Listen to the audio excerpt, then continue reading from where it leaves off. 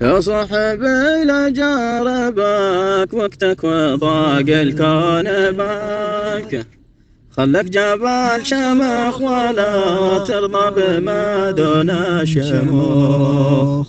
خلك جبل شمخ ولا ترضى بما دون شموخ. حتى ولو ما حد من أصحابك وقف لجانبك، لا تنطرح قوام لان يسبق الموت الرضوخ. لا تنطرح قوام لان يسبق الموت الرضوخ.